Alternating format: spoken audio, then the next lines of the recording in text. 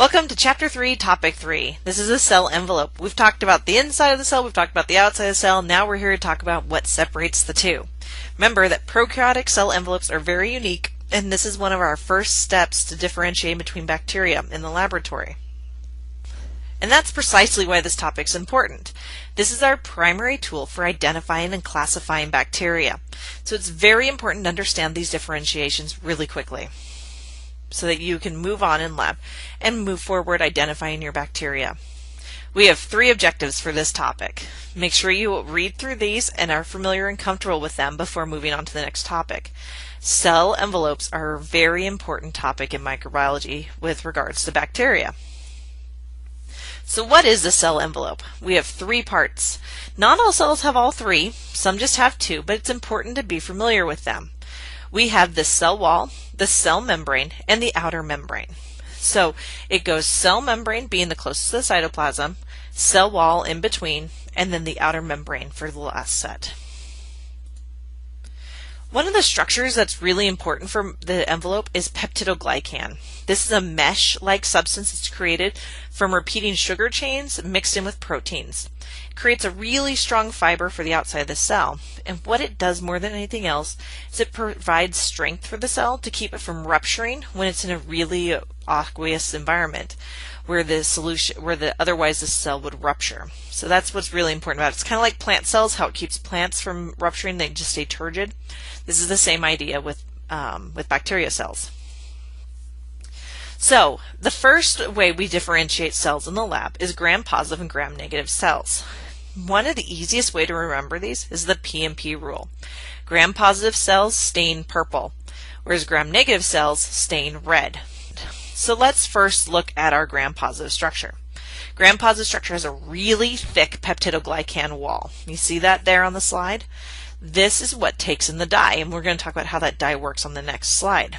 It also has various acidic structures found within this peptidoglycan, and the acids help the cell maintain the wall.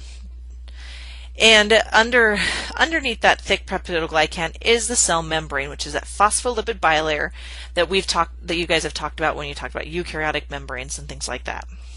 So that's pretty much a standard cell membrane down there, and membrane-bound proteins within it.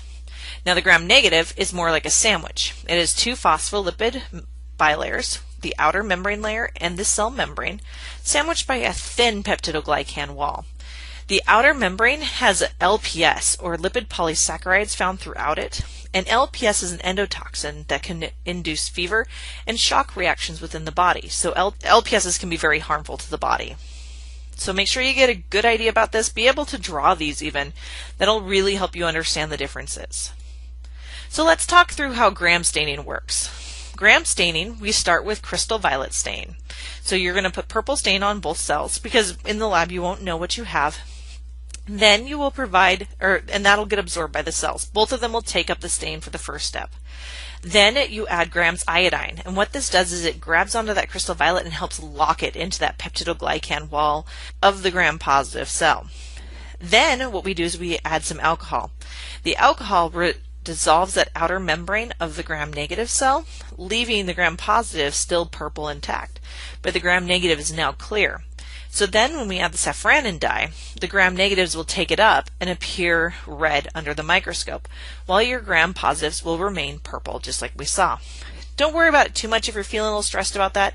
You're going to get a lot of practice in lab, but this just helps you understand how that stain process actually works. Now, we just talked about how there's this golden rule of gram-negative, gram-positive, they're all one or the other. Well, that's not quite the case. There are cells that don't have typical cell walls. These are Mycobacterium and Nocardium.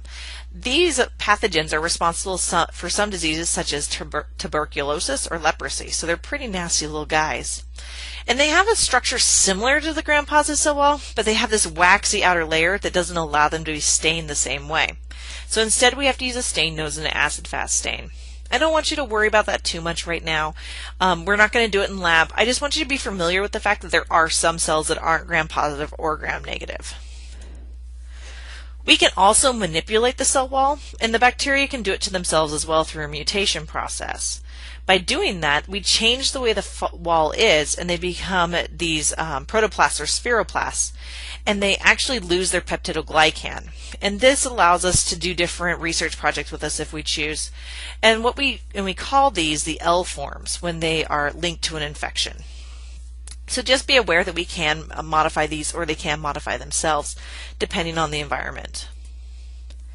The last structure, remember, if we're going from outer membrane to cell wall, we're at the cell membrane. This is a phospholipid bilayer. It's made of two layers of phospholipids, which have a hydrophilic head and a hydrophobic tail. And what they do is they sandwich so that the hydrophobic groups are together and the hydrophilic groups on the outside. These form naturally within any kind of aqueous environment. In prokaryotic cells, this serves as the reaction for generation of ATP and respiration, because they don't have the organelles that we do to do that. Just as importantly as this, it's a major place for the cell to regulate what comes in and out. This serves as a selectively permeable barrier and prevents crazy things from coming out of the cell that would also help the cells rupture. So it's really important to watch that.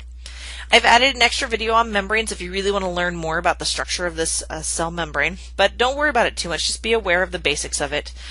And that this is the end of this topic. So let me know if you have any questions about it, and we're going to go through these in class. So that'll help you out. So let me know if you have any questions.